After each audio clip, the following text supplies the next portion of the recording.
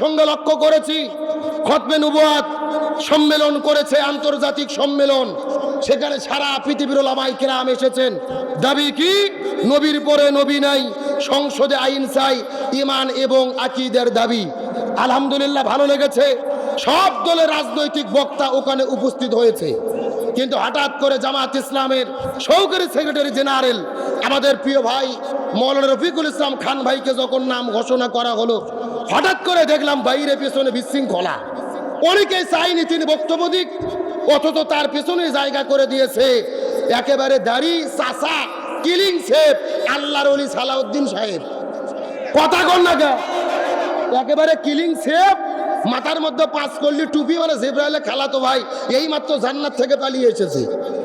তাকে পেছনে রাজ সিংহাসনে বসে দিল, আলেমুল আমাদের সামনে বসালো, তাতেও আমার আপত্তি নাই, ওখানে মানুষ বেশি বসুক।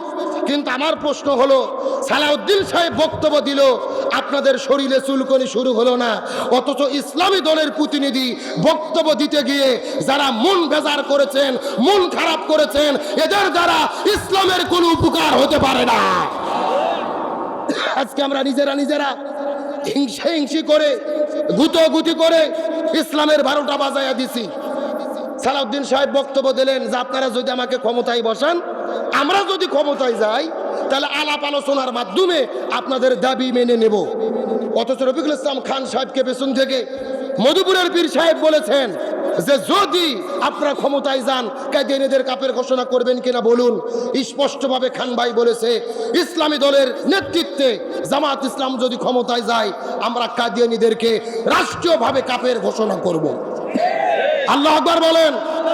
পীর সাহেব চরমোনাই আল্লামা মামুনুল হক স্পষ্ট বক্তব্য দিল, অথচ সালাউদ্দিনকে মঞ্চ থেকে বারবার বলা হলো আপনারা কাফের ঘোষণা করবেন কিনা, ক্ষমতায় গেলে বলেন। তখন উনি বলতেছে এটা তো আইনের ভাষা না, এইভাবে আমি বলতে পারি না, সংসদে আলোচনা করে সিদ্ধান্ত নেওয়া হবে। তার মানে ঘাবলা কি বোঝা যায়? তাহলে আজকের বক্তব্যের মাধ্যমে পরিষ্কার, কারা কাদিয়ানীদেরকে রক্ষা করতে চায়, কারা নিষিদ্ধ করতে চায়, জাতি পরিষ্কার। এই জন্য আলেমদেরকে বলি, কারু কাছে দাবি না করে একতাবদ্ধভাবে রাষ্ট্রীয় ক্ষমতায় যাও। সংসদে যদি কোরআন কায়েম হয়, কারু কাছে দাবি করতে হবে না, কোরআনের ভিত্তিতে কাদিয়ানীরা রাষ্ট্রীয়ভাবে কাফের ঘোষণা হবে। এত তেল মেরে দাবি করে কি লাভ? আপনি যদি তেঁতুলের গাছের কাছে যাইয়া আপেল চান পাবেন, কলার গাছে যাইয়া যদি আপেল চান পাবেন। আপনাদের সাতক্ষীরাতে জামাত ইসলামের লোকজন কি জান্নাতের টিকিট দিচ্ছে নাকি? আপনারা কি পাইছেন?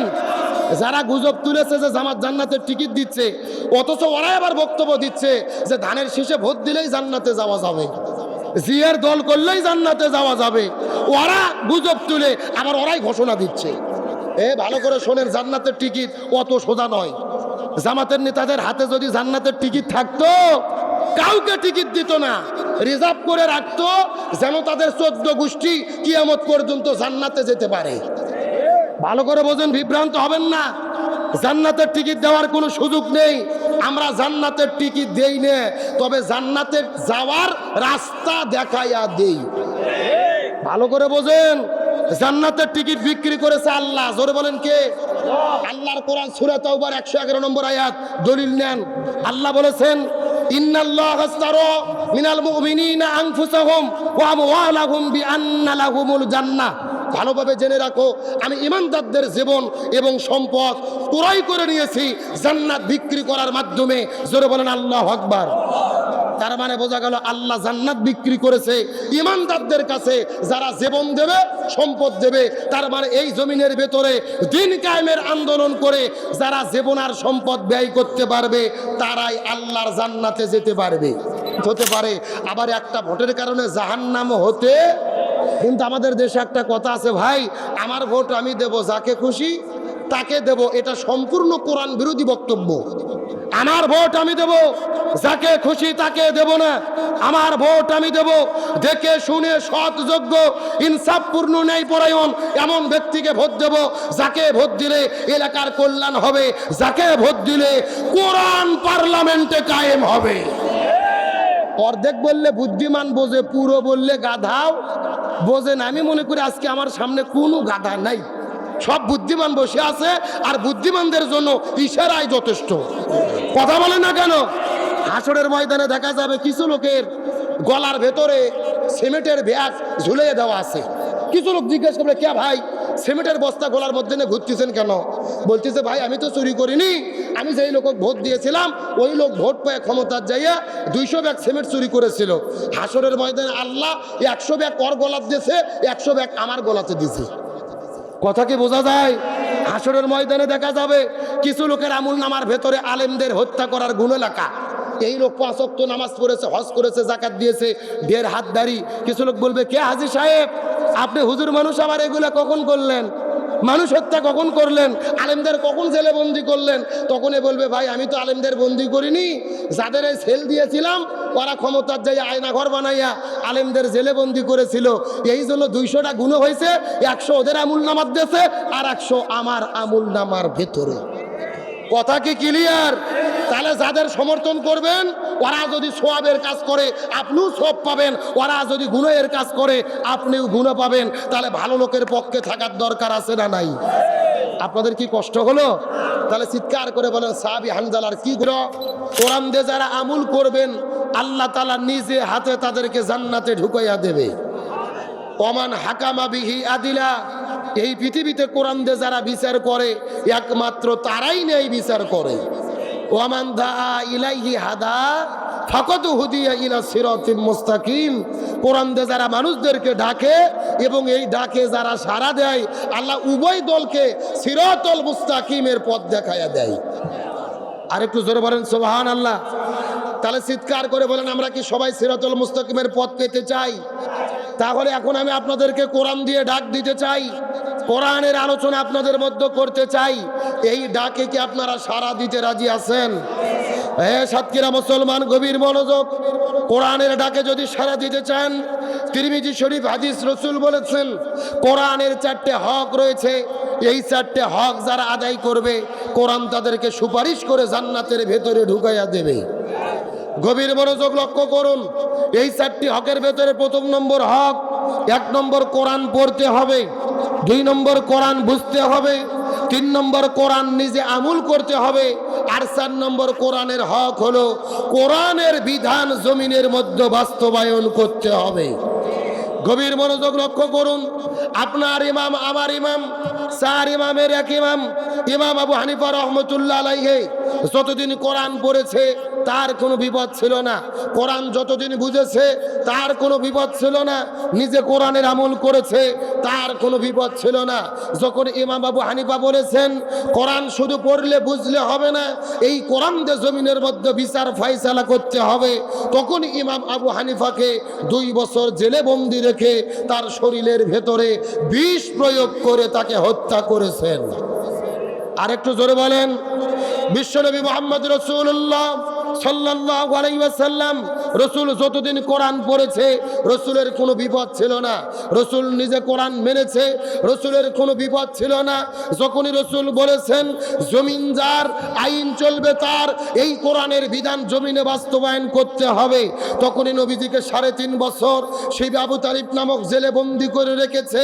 তায়েফের ময়দানে রক্ত ঝরিয়েছে, উহুদের ময়দানে দন্দর মোবারক শহীদ করে দিয়েছে। 1 নয় 2 নয়, আমার নবীজিকে 27 বার হত্যার টার্গেটের শিকার করা হয়েছে। তার মানে বোঝা গেল কোরআন পড়লে বিপদ হয় না, কোরআন বুঝলে বিপদ হয় না, কোরআন নিজে মানলে বিপদ হয় না, কিন্তু কোরআন কায়েমের আন্দোলন করতে গেলে বিপদ হয়। এই বাংলাদেশের দিকে লক্ষ্য করে দেখেন, কোরআনের পাখি শহীদ আল্লামা দেলোয়ার হোসেন সাইদি, আল্লামা সাইদি যতদিন কোরআন পড়েছে তার কোনো বিপদ ছিল না, আল্লামা সাইদি কোরআন বুঝেছে তার কোনো বিপদ ছিল না, নিজে আমল করেছে তার কোনো বিপদ ছিল না। যখন আল্লামা সাইদি বলেছেন জমিন যার আইন চলবে তার, পুরো বাংলাদেশ কোরআন দিয়ে পরিচালনা করতে হবে, পার্লামেন্ট চলবে কোরআন দিয়ে, রাষ্ট্র চলবে কোরআন দিয়ে, বিচার হবে কোরআন দিয়ে, সুপ্রিম কোর্ট চলবে কোরআন দিয়ে, তখনই আল্লামা সাইদিকে 13 বছর জেলে বন্দি রেখে হসপিটালে ভর্তি করে ইনজেকশনের শিরিষে বিষ ঢুকায়া আল্লামা সাইদিকে পরিকল্পিতভাবে হত্যা করা হয়েছে। তার মানে বোঝা গেল এ সাতক্ষীরার মুসলমান, কোরআন পড়লে বিপদ হয় না, কোরআন বুঝলে বিপদ হয় না, কোরআন নিজে বললে বিপদ হয় না, কোরআন কায়েমের আন্দোলন করতে গেলে বিপদ হয়। এখন আপনাদের জিজ্ঞেস করতে চাই, এ সাতক্ষীরার মুসলমানেরা, আপনারা কি কোরআনের 4টে হক আদায় করতে রাজি আছেন? জোরে বলেন রাজি আছেন?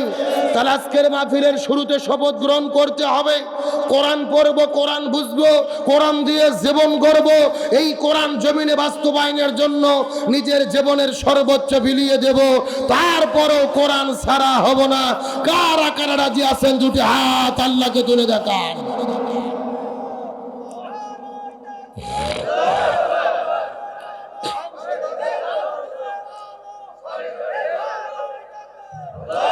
যে তাকবীর আপনারা দিলেন, স্বৈরাচার সীমান্ত থাকলে আজকেই ঢুকে পড়বে।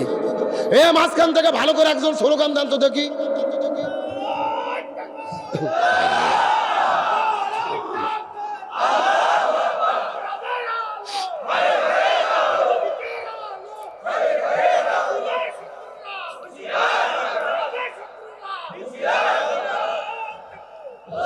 আলহামদুলিল্লাহ বলেন।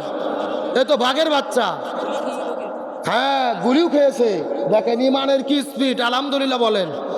এ ভাইয়া তুমি মাঝখানে বসো, আর ওকে 1 কাপ চা দেন, ও যতক্ষণ ঠিক আছে আলোচনা ততক্ষণ চলবে ইনশাল্লাহ বলেন।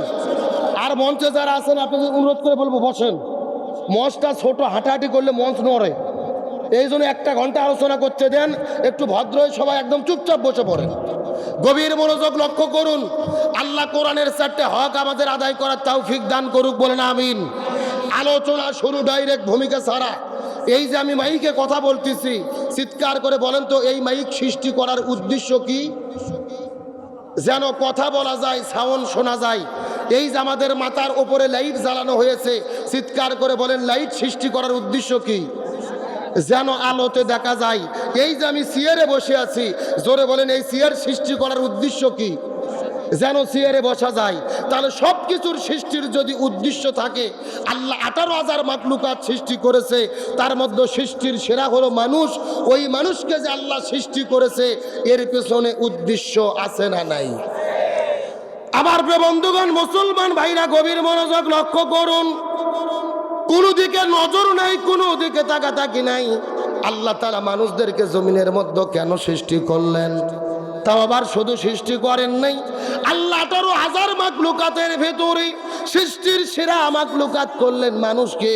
এর পেছনে কারণটাকে আল্লাহ কোরআনুল কারীমের ভেতরে সূরা বাকারার 21 নম্বর আয়াতের মধ্যে কত চমৎকার করে বলেন, ইয়া আইয়ুহান নাসু উবুদু রাব্বাকুমুল্লাযী খালাকাকুম ওয়াল্লাযীনা মিন ক্বাবলিকুম লাআল্লাকুম তাত্তাকুন।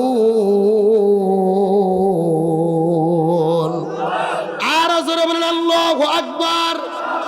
আল্লাহ রাব্বুল আলামিন বলে, হে পৃথিবীর মানুষেরা গভীর মনোযোগ, আমি তোমাদেরকে সৃষ্টি করেছি এবং তোমাদের পূর্ববর্তীদেরকেও আমি আল্লাহ তাআলা সৃষ্টি করেছি। কারণ হলো একটা, যেন তোমরা আল্লাহর ইবাদত করতে পারো। তাহলে আমাদের সৃষ্টির উদ্দেশ্য কি করা? ইবাদত। জোরে বলেন কি করা? এ সাতক্ষীরা মুসলমান গভীর মনোযোগ। আল্লাহ একই কথা কোরআনুল কারীমের ভেতরে সূরা যারিয়াতের 47 নম্বর আয়াতের মধ্যে কত চমৎকার করে বলেন, ওয়ামা খালাকুতুল জিন্না ওয়াল ইনসা ইল্লা লিয়াবুদুন। আল্লাহ রাব্বুল আলামিন বলেন, এই জমিনের ভেতরে আমি মানুষ সৃষ্টি করেছি, জিন সৃষ্টি করেছি একটা মাত্র কারণ, যেন মানুষ এবং জিন আমার ইবাদত করে। জোরে বলেন সুবহানাল্লাহ। তো আল্লাহ তাআলা আমাদেরকে সৃষ্টি করলেন ইবাদত করার জন্য। আর ইবাদত যদি করি আমাদের পুরস্কার কি? আল্লাহ তাআলা সেই কথা কত চমৎকার করে বলেন, ইয়া আইয়ুহান নাস, হে মানুষ তোমরা ইবাদত করো। ইয়া আইয়াতুহান নাফসুল মুতমাইন্না ইরজিই ইলা রাব্বিকি রাদিয়াতাম মারদিয়া ফাদখুলি ফি ইবাদি ওয়াদখুলি জান্নাতি। আল্লাহ বলেন, হে প্রশস্ত হৃদয়ের অধিকারী, হে মানুষেরা, হে আত্মা, তোমরা যদি ইবাদত করতে পারো আমি আল্লাহ তোমাদেরকে জান্নাতের মধ্যে ঢুকাইয়া দেব। গভীর মনোযোগ লক্ষ্য করুন, তাহলে আমরা বুঝতে পারলাম আল্লাহ আমাদের সৃষ্টি করেছেন ইবাদত করার জন্য। আজকের আলোচনার বিষয় বা সাবজেক্ট হলো ইবাদত কাকে বলে, কত প্রকার, কি কি, এবং আল্লাহর কাছে সবচাইতে প্রিয় ইবাদত কোনটি জানার দরকার আছে না নাই? সাতক্ষীরা মুসলমান, গভীর মনোযোগ। জীবনে বহু আলোচনা আপনারা শুনেছেন, ইবাদত কি এটা যদি আমরা না বুঝি আমাদের জীবন ব্যর্থ হয়ে যাবে। এই জন্য অত্যন্ত গুরুত্বপূর্ণ একটা সাবজেক্ট আমি আলোচনা শুরু করেছি। ইবাদত শব্দের শাব্দিক অর্থ হচ্ছে দাসত্ব করা, গোলামি করা, আল্লাহর হুকুমকে মেনে চলা। এই কোরআনের ভেতরে আল্লাহ 1000 আদেশ করেছে, 1000 নিষেধ করেছে। প্রত্যেকটা আদেশ এবং নিষেধ মেনে চলার নাম হলো ইবাদত। জোরে বলেন সুবহানাল্লাহ।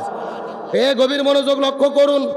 এই বাংলাদেশের 90% মুসলমান, অধিকাংশ মানুষের ধারণা শুধু নামাজ, রোজা, হজ, যাকাতের নাম হলেন ইবাদত, এর বাইরে কোনো ইবাদত নেই। অথচ ইবাদত হলো আল্লাহ তাআলা যতগুলো হুকুম করেছে প্রত্যেকটা আদেশ মেনে চলা, প্রত্যেকটা নিষেধ মেনে চলা এবং রসুলের তরিকা মতো পুরো জীবন পরিচালনা করার নাম হলো ইবাদত। জোরে বলেন সুবহানাল্লাহ। লক্ষ্য করুন, ইবাদত প্রধানত 5 প্রকার। জোরে বলেন কয় প্রকার? আরে ভাই, এটা তাফসীর মাহফিল, কোরআনের ক্লাস, কিছু শেখার চেষ্টা করেন। তাহলে চিৎকার করে বলেন ইবাদত প্রধানত কয় প্রকার? আরো জোরে, জোর হলো না। 1 নম্বর ব্যক্তিগত ইবাদত, 2 নম্বর পারিবারিক ইবাদত, 3 নম্বর সামাজিক ইবাদত, 4 নম্বর রাজনৈতিক ইবাদত, 5 নম্বর অর্থনৈতিক ইবাদত। তাহলে চিৎকার করে বলেন ইবাদত কত প্রকার? গভীর মনোযোগ লক্ষ্য করুন। 1 নম্বর ব্যক্তিগত ইবাদত। ব্যক্তিগত ইবাদত কাকে বলে?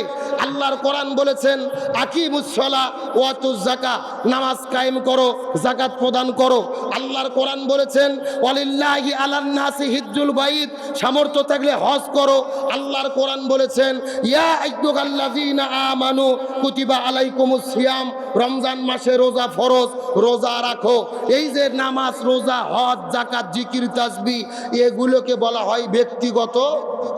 ছেলেমেয়ে, সমস্যা কি তোমাদের? এত কথা বলেছো কেন তোমরা? তাহলে চিৎকার করে বলেন নামাজ, রোজা, হজ, যাকাত এগুলো কি ইবাদত? ব্যক্তিগত ইবাদত। অথচ বাংলাদেশের মানুষেরা শুধু এই ব্যক্তিগত ইবাদতকে ইবাদত মনে করে, এর বাইরে আর কোনো ইবাদত নাই, এটা চিন্তা করে। 1 নম্বর ব্যক্তিগত ইবাদত। 2 নম্বর হলেন পারিবারিক ইবাদত। জোরে বলেন কি ইবাদত? এখন আপনাদের মনে প্রশ্ন জাগতে পারে, হুজুর পরিবারের ভেতরে আবার ইবাদত ঢুকলো কেমনে? পিতা মাতা সন্তানকে খেদমত করবে, পিতা মাতা সন্তানদের স্নেহ করবে, ভালোবাসা দেবে, আবার সন্তানেরা পিতা মাতার খেদমত করবে, স্ত্রী স্বামীর হক আদায় করবে, স্বামী স্ত্রীর অধিকার প্রতিষ্ঠা করবে, বড় ভাই ছোট ভাইয়ের হক আদায় করবে, ছোট ভাই বড় ভাইকে স্নেহ করবে, ভাই বোনকে ঠকাবে না, বোন ভাইকে ঠকাবে না। এগুলো হলো পারিবারিক ইবাদত। অথচ আমাদের দেশের ভেতরে বড় ভাই আর ছোট ভাই জমি পাবে 10 বিঘে, 5 বিঘে দেয় আর 5 বিঘে মার দেয়। এইরকম বড় ভাই আছে না নাই? একই বাবার 2টা সন্তান, একটা ছেলে একটা মেয়ে, বোন জমি পাবে 5 বিঘে, ভাই বোনকে একদিন দাওয়াত খাওয়াইয়া সোনা ময়না কলিজে টিয়ে পাখি বলে 1 বিঘে জমি দেয় আর 4 বিঘে মাছ দেয়। এইরকম আল্লাহর ওলি আছে না নাই? আরো জোরে বলেন।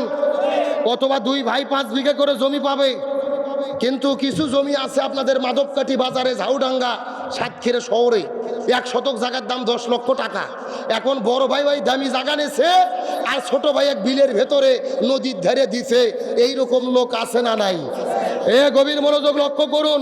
আপনি 5 ওয়াক্ত নামাজ জামাতে পড়েন, মাথার মধ্যে টুপি, মুখের মধ্যে দাড়ি, আপনাকে দেখে মনে হয় জিবরাইলের খালাতো ভাই, অথচ আপনি বোনকে ঠকাইছেন, ভাইকে ঠকাইছেন। তার মানে বোঝা যায় আপনি পারিবারিক ইবাদত পালন করতে পারেন নাই।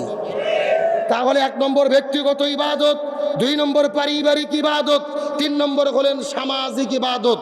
জোরে বলেন কি ইবাদত? এখন প্রশ্ন আসতে পারে, হুজুর সামাজিক ইবাদত আবার কাকে বলে? আপনি গ্রামের সবচেয়ে প্রভাবশালী 40 বিঘা জমির আপনি মালিক হয়েছেন, কোটি কোটি টাকার আল্লাহ সম্পদ দিয়েছে, মাস গেলে চাকরি করে 1 লক্ষ টাকা বেতন পান, ব্যবসা করে কোটি কোটি টাকা ইনকাম করেন। আপনি প্রতি সন্ধ্যায় গরুর গোশত দিয়ে ভাত খান, বিরিয়ানি খান, অথচ আপনার গ্রামের ভেতরে একটা গরিব মানুষ 3 সন্ধ্যা খাবার পায় না, না খেয়ে থাকে। আপনি 3 সন্ধ্যা খান আর গরিব মানুষ না খেয়ে থাকে, তার মানে বোঝা গেল আপনি সামাজিক ইবাদত পালন করতে পারেন নাই। আমার প্রিয় বন্ধুগণ, মুসলমান ভাইরা গভীর মনোযোগ লক্ষ্য করুন। কোনো দিকে নজর নাই, কোনো দিকে তাকাতাকি নাই। ইবাদত যদি করতে চান, সম্পূর্ণ ইবাদত আপনাকে পালন করতে হবে। সামাজিক ইবাদতের কত গুরুত্ব, কত মর্যাদা। এই দুনিয়ার ভেতরে এত বড় একজন আলেম ছিলেন আল্লামা আব্দুল্লাহ ইবনে মোবারক রহমতুল্লাহ আলাইহি। যেই মানুষটার নাম শোনে নাই এমন লোক দুনিয়ার মধ্যে খুঁজে পাওয়া যাবে না। হযরত আব্দুল্লাহ ইবনে মোবারক রহমতুল্লাহ আলাইহি হজ করার জন্য টাকা পয়সা সংগ্রহ করেছেন। পরের দিন সকালবেলা হজ করার জন্য তিনি বাড়ির মধ্য থেকে রওনা করবেন, কিন্তু আগের দিনের সন্ধ্যার দিকে লক্ষ্য করে দেখতে পারেন আব্দুল্লাহ ইবনে মোবারকের একটা সন্তান ছিল। ওই সন্তান বাড়ির মধ্যে হাউমাউ করে করে কান্না করতে করতে চলে এসেছে।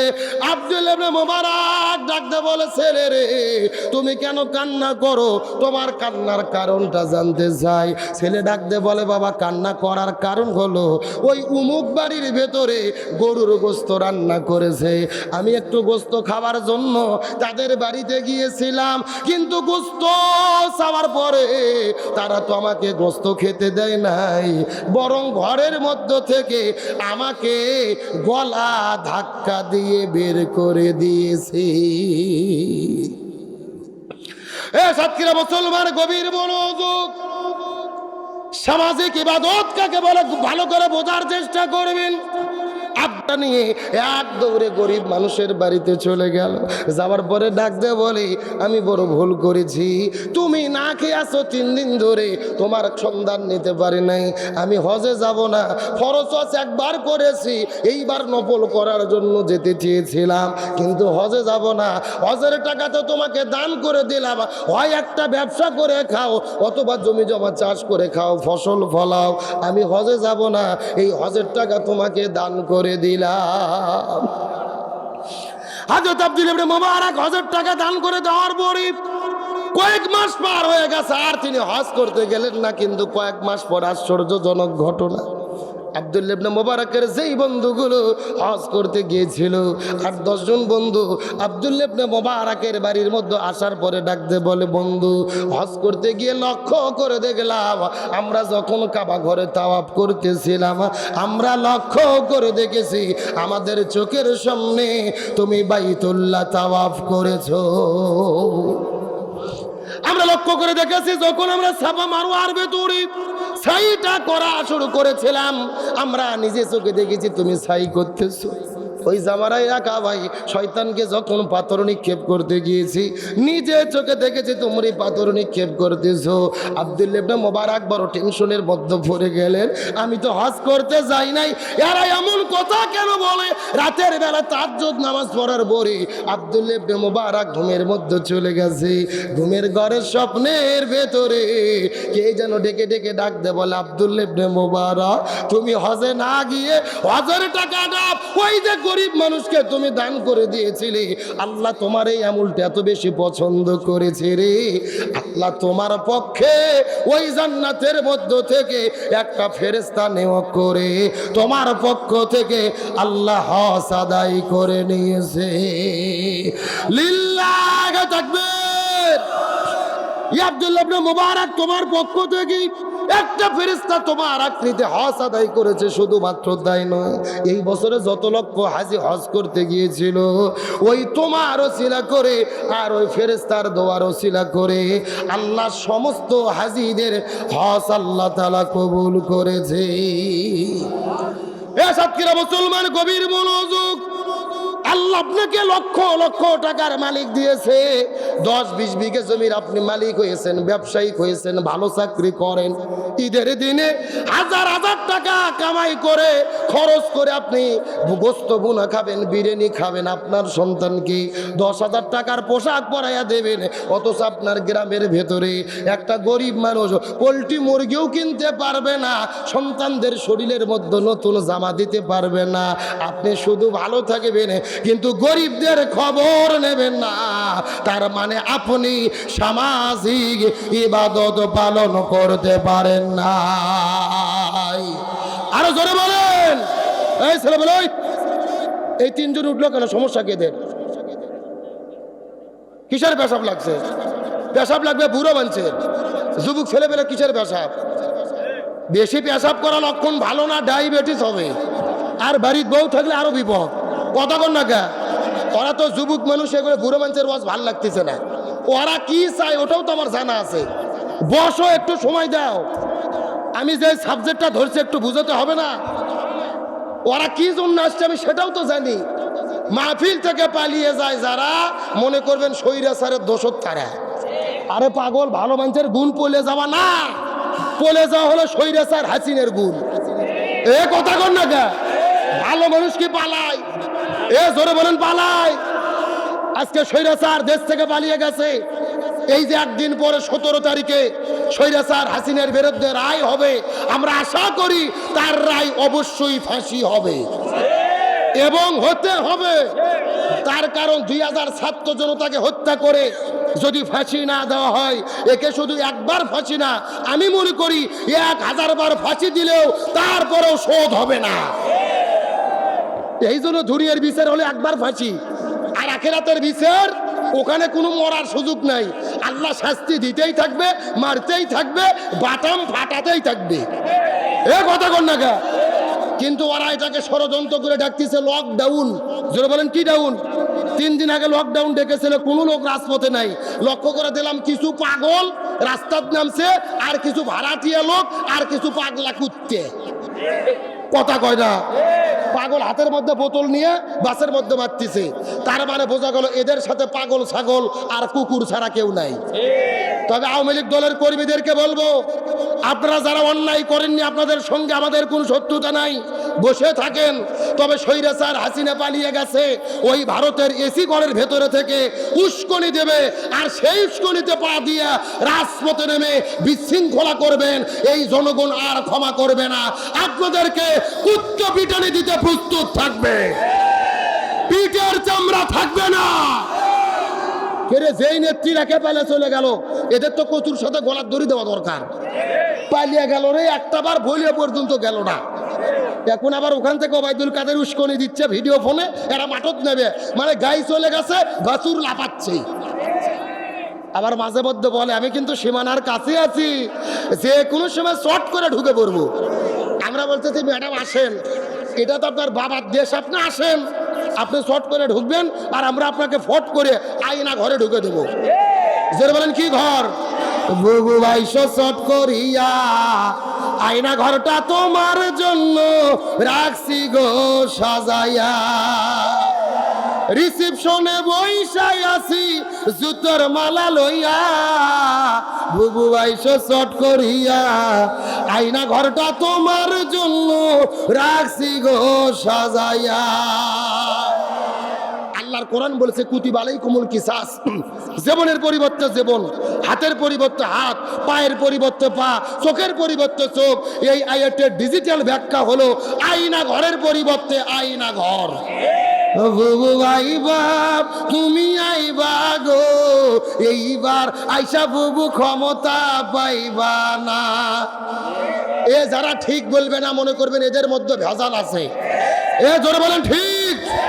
বুবু ভাই বাপ তুমি আইবা গো, এইবার আইসা বুবু ক্ষমতা পাইবা না।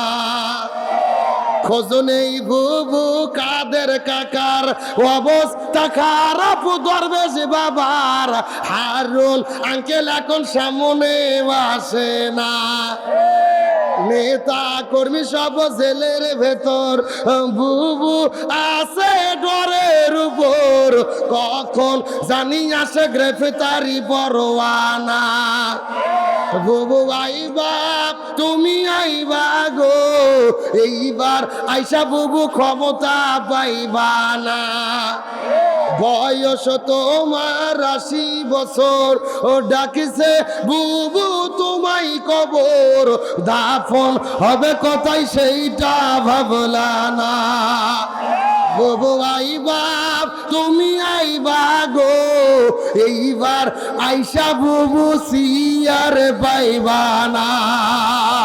কথা বলেন ঠিক কিনা? আলোচনা কি চলবে? কারা কারা চলবে? দুটি হাত আল্লাহকে তুলে দেখান।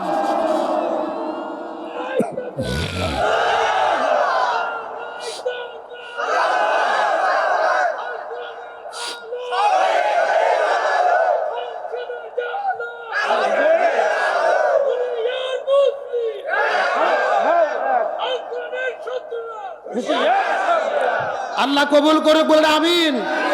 আলোচনা কি চলবে? হ্যাঁ, কি চান ওই ওয়াজে আমার কাছে আছে। আমি টক ঝাল মিষ্টি মুখের রুচি কদবেল, অত লাফায়েন না।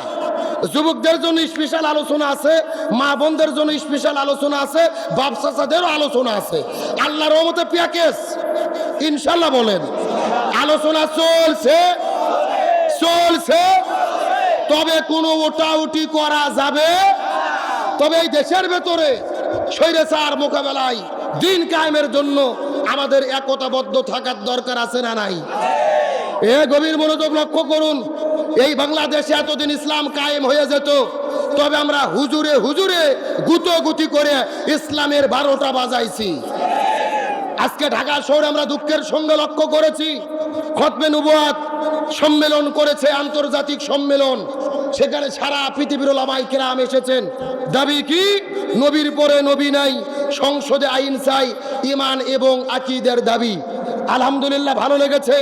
সব দলের রাজনৈতিক বক্তা ওখানে উপস্থিত হয়েছে। কিন্তু হঠাৎ করে জামাত ইসলামের সহকারী সেক্রেটারি জেনারেল আমাদের প্রিয় ভাই মৌলানা রফিকুল ইসলাম খান ভাইকে যখন নাম ঘোষণা করা হলো, হঠাৎ করে দেখলাম বাইরে পেছনে বিশৃঙ্খলা। অনেকেই চাইনি তিনি বক্তব্য দিক, অথচ তার পেছনে জায়গা করে দিয়েছে একেবারে দাড়ি চাচা কিলিং শেপ আল্লাহর ওলি সালাউদ্দিন সাহেব। কথা কন না গা, একেবারে কিলিং শেপ, মাথার মধ্যে 5 কল্লি টুপি, মানে জিব্রাইলে খালাতো ভাই, এই মাত্র জান্নাত থেকে পালিয়ে এসেছে। তাকে পেছনে রাজ সিংহাসনে বসে দিল, আলেমুল আমাদের সামনে বসালো, তাতেও আমার আপত্তি নাই, ওখানে মানুষ বেশি বসুক।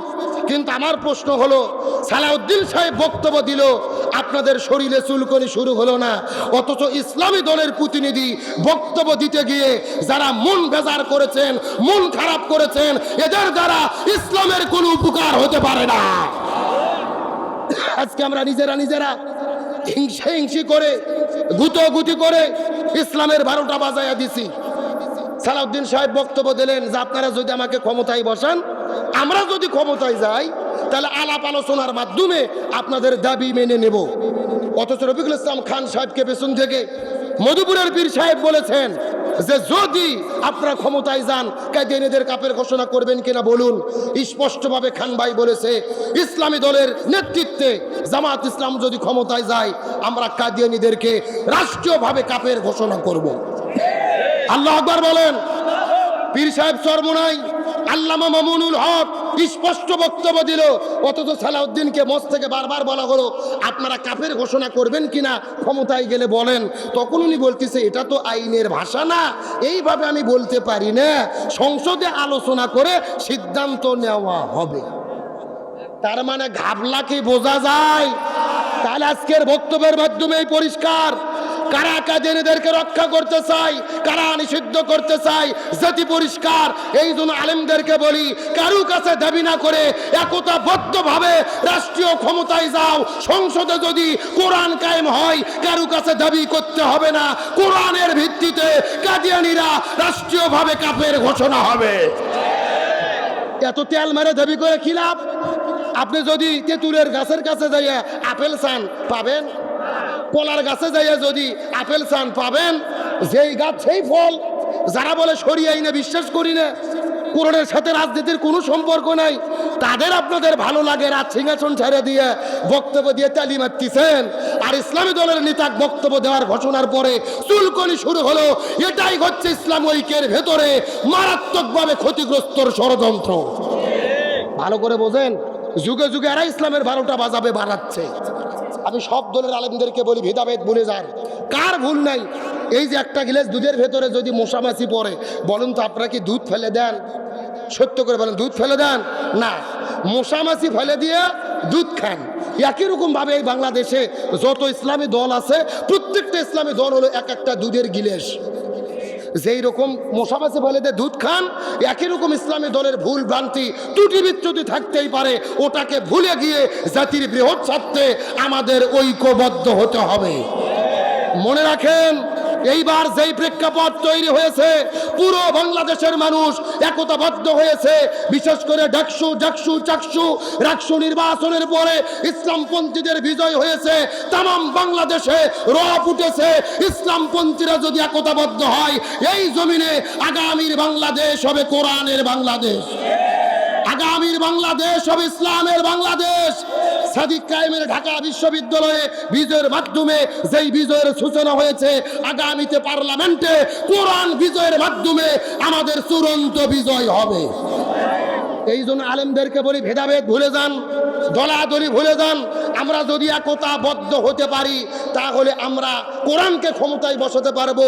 কাদিয়ানীরা নিষিদ্ধ হয়ে যাবে, নতুবা নিজেরা দলাদলি করে বিবেক নষ্ট করবে যারা, মনে করবেন ইসলামের চূড়ান্ত দুশ্মন তারা। তাহলে আমি আপনাদের বলতে চাই, সাতক্ষীরার মুসলমান আলেমেরা যদি ঐক্যবদ্ধ হয়ে যায়, এই জমিনের ভেতরে কাদিয়ানীদের কাপের ঘোষণার জন্য, কোরআন কায়েমের জন্য আলেমদের পক্ষে থাকতে কারা কারা রাজি আছেন? দুটি হাত আল্লাহকে তুলে দেখা দেন, তাকবীর দেন দেখি। নারায়ে তাকবীর। কাফের কাফের কাদিয়ানীরা কাফের। সংসদে আইন চাই, কাদিয়ানীরা কাফের। আল্লাহ কবুল করুক, বলেন আমিন। আপনাদের কি কষ্ট হচ্ছে, রাগ করতেছেন? তাহলে চিৎকার করে বলেন তো দেখি, ইবাদত কয় প্রকার? আরো জোরে বলেন। 1 নম্বর ব্যক্তিগত ইবাদত, 2 নম্বর পারিবারিক ইবাদত, 3 নম্বর সামাজিক ইবাদত, 4 নম্বর হচ্ছেন রাজনৈতিক ইবাদত। সুবহানাল্লাহ বলেন। এই জায়গাতে আসলে অনেকের শরীরে চুলকানি শুরু হয় যে হুজুর, রাজনীতি আবার ইবাদত হলো কেমনে? ভালো করে বোঝেন, আল্লাহর কোরআন বলেছেন, ইন্না আনজালনা ইলাইকাল কিতাবা বিল হাক্কি লিতাহকুমা বাইনান নাস বিমা আরাকাল্লাহ। হে রাসূল, আপনার প্রতি আমি কোরআন নাজিল করেছি, এই কোরআন দিয়ে আপনি বিচার ফায়সালা করেন। কোরআনের মধ্যে সব সমস্যার সমাধান আছে।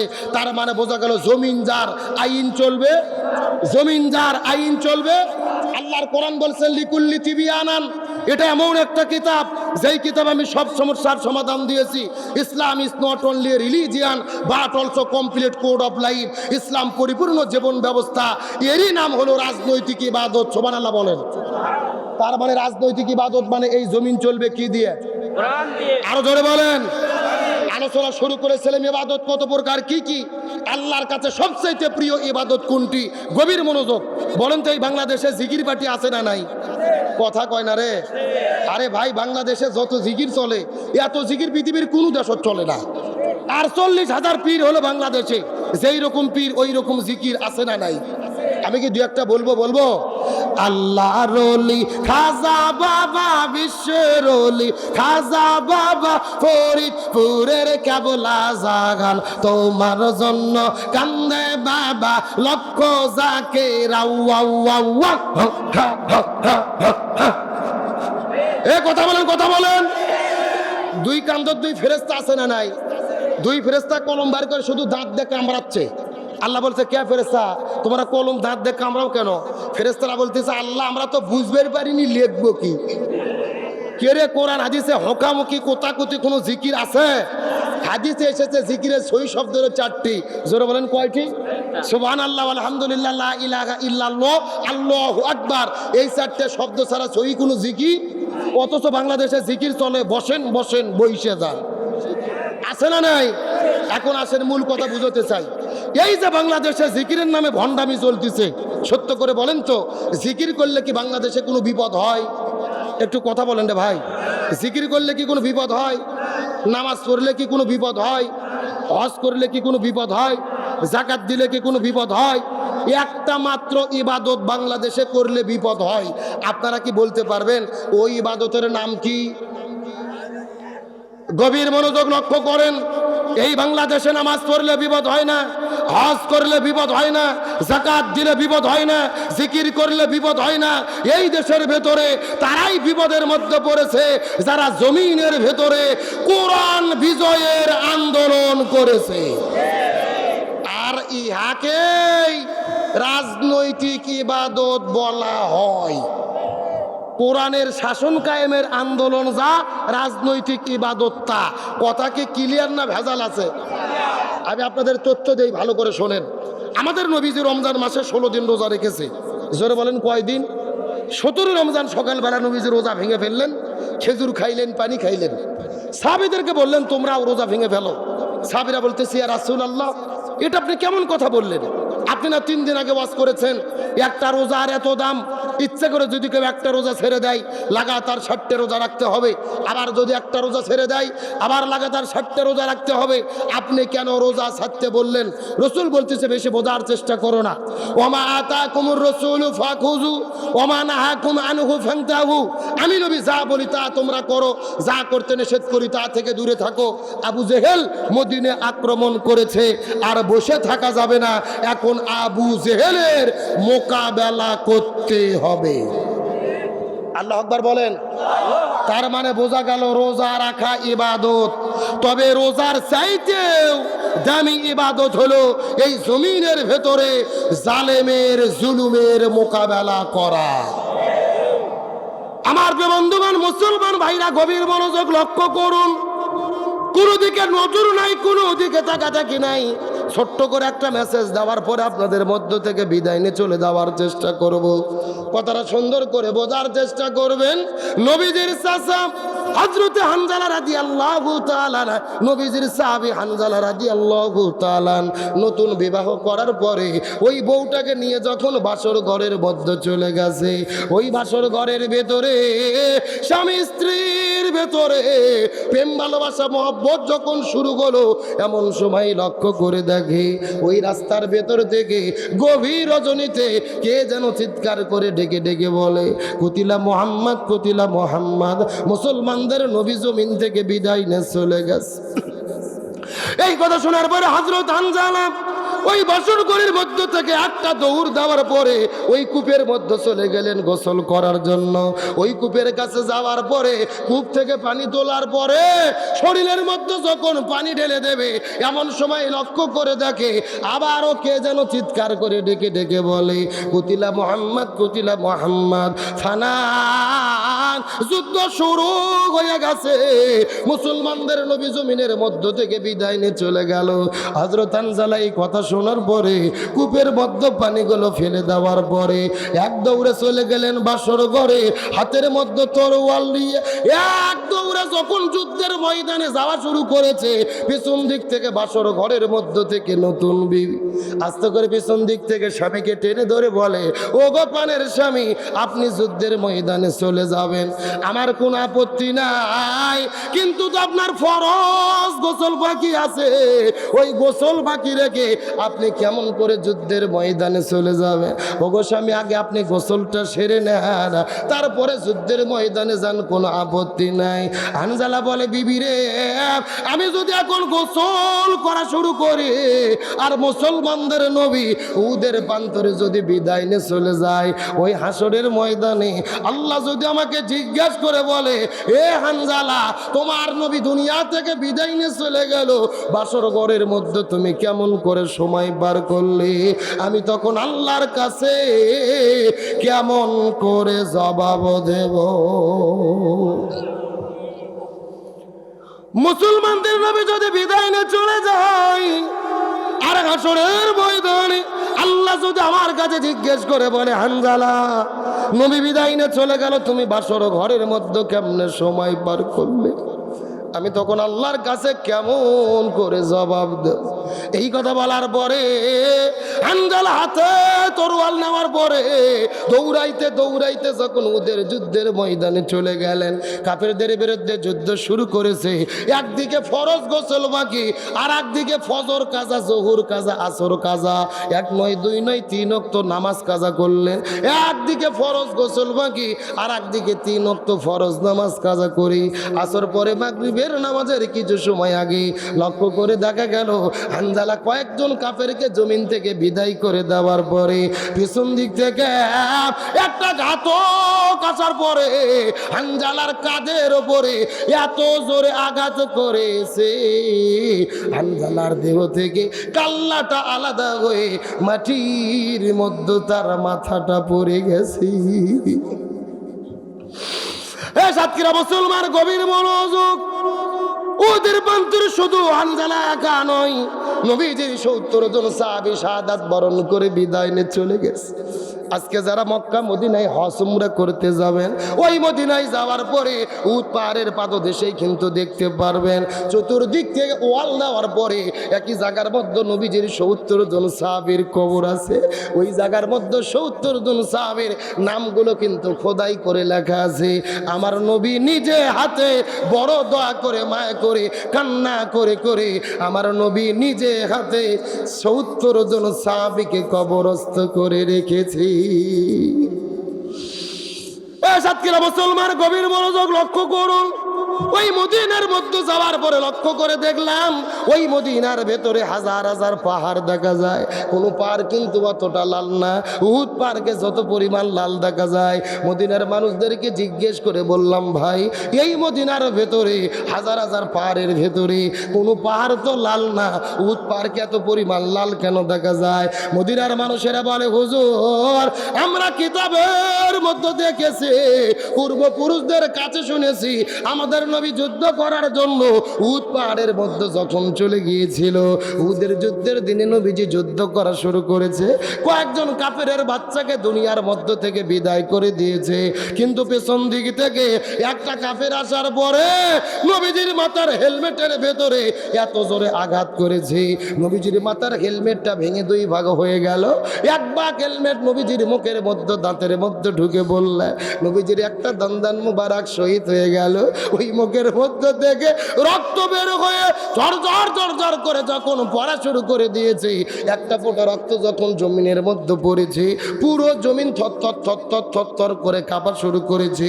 আর একটা ফোঁটা রক্ত উহুদ পাহাড়ের নিচে যখন পড়েছে, পুরো উহুদ পাহাড়টা কাঁপতে কাঁপতে কাঁপতে কাঁপতে ওই সাদা আর কালো থেকে লাল আকার ধারণ করেছে। আমি নবী না চিনিলাম, কি ভুল করিলাম, আমি নবী না চিনিলাম, কি ভুল করিলাম, ভস্মে ঢালিলাম ঘি, মানুষ হইয়া জন্ম লইয়া মানুষের করিলাম কি, আমি মানুষ হইয়া জন্ম লইয়া মানুষের করিলাম কি। আমার বন্ধুগণ মুসলমান ভাইরা গভীর মনোযোগ, আমার নবীজি উহুদ পাহাড়ের পাদদেশে হাউমাউ করে যখন কান্না করা শুরু করে দিলেন, নবীজি লক্ষ্য করে দেখেন ওই মদিনা শহরের মধ্য থেকে একটা সুন্দরী মেয়ে বের হয়ে কান্না করে করে উহুদ পাহাড়ের দিকে চলে আসে। নবী লক্ষ্য করে দেখলেন মেয়েটির হাতের মধ্যে মেহেদি, পায়ের মধ্যে মেহেদি। নবীজির বুঝতে বাকি রইল না, এই মেয়েটি বাসর ঘরের মধ্য থেকে উহুদ পাহাড়ের ময়দানে ছুটে এসেছে। নবী আস্তে করে যাওয়ার পরে ডাকতে বলে, মা কি এমন ঘটনা ঘটলো বলো তো, বাসর ঘর থেকে কেন উহুদের বান্তরে চলে এসেছো? মেয়েটি কান্না কান্না করে করে বলে, হুজুর আপনি কি আমাকে চিনতে পেরেছেন নাকি? আমি তো সেই মেয়ে গতকালকে বিকেলবেলা আপনার সাহাবী হানজালার সঙ্গে যেই মেয়েটিকে আপনি নিজে হাতে বিবাহ করে দিয়েছিলেন। ওগো নবী, আপনার কি মনে পড়ে গতকালকে বিকেলবেলা আপনার সাহাবী হানজালার সঙ্গে আপনি যেই মেয়েটিকে বিবাহ করে দিয়েছিলেন? আমি তো সেই মেয়ে। আমাকে বিবাহ করার পরে বাসর ঘরের মধ্যে চলে গেছে, আমাদের মধ্যে প্রেম ভালোবাসা মহব্বত শুরু হয়ে গেছে।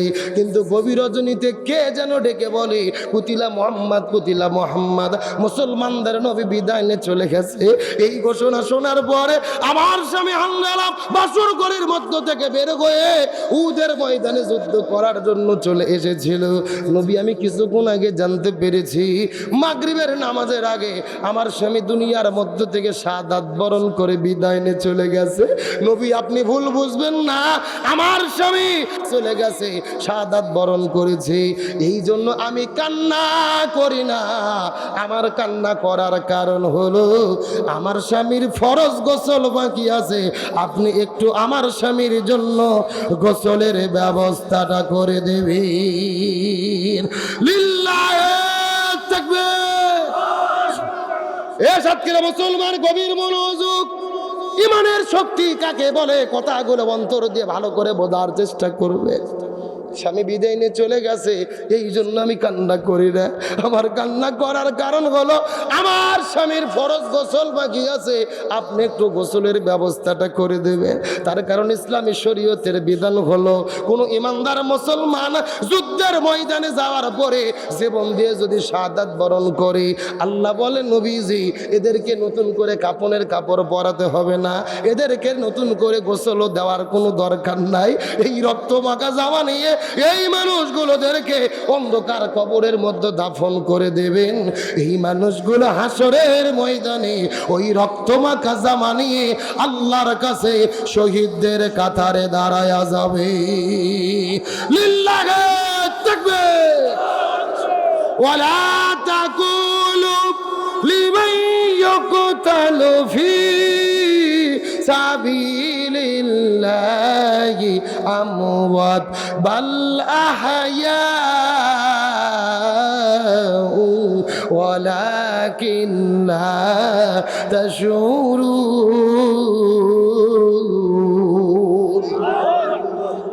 এই দুনিয়ায় দিন কায়েমের আন্দোলন করতে কি যারা জীবন দেয় জালেমের কাছে মাথা নত করে না, আর জমিনের মধ্যে দিনকে প্রতিষ্ঠা করে দেয় কি? এই সাতক্ষীরার মুসলমান, এই সাতক্ষীরার ভেতরে দিনের জন্য, ইসলামের জন্য আপনারা কতটা আত্মত্যাগ করেছেন, স্যাক্রিফাইস করেছেন। এমনও ভাই এই জায়গার মধ্যে বসে আছে 5 বছর ধরে বাড়ির মধ্যে ঘুমাতে পারে নাই। কেউ ধানের জমিতে পালাইয়া থাকে, কেউ আত্মীয় বাড়িতে পালাইয়া থাকে, কেউ বা দেশ ছেড়ে বিদেশের মধ্যে চলে গেছে। আমাদের নেতৃবৃন্দ নিরপরাধ ছিল, তাদেরকে ফাঁসির দড়িতে ঝুলাইয়া জমিন থেকে বিদায় করে দেওয়া হয়েছে। ওই কোরআনের পাখি আল্লামা সাঈদীকে নিরপরাধ মানুষ ছিল, তার শরীরের মধ্যে বিষ ঢুকায়া এই জমিন থেকে বিদায় করে দিয়েছে। এখান থেকে বোঝা গেল ইসলামের ইতিহাস বলে যেই জমিনে শহীদদের রক্ত ঝরে ওই জমিনটা আল্লাহ কোরআনকে বিজয়ের জন্য কবুল করে নেয়। লিল্লাহে তাকবীর। আমি কোরআন হাদিস গবেষণা করে দেখতে পারতেছি এই জমিনের ভেতরে শহীদদের রক্ত পড়েছে। এই জমিনে ইসলাম কায়েম হবেই হবে ইনশাআল্লাহ। কিন্তু বর্তমানে অনেকেই গুজব ছড়াচ্ছে।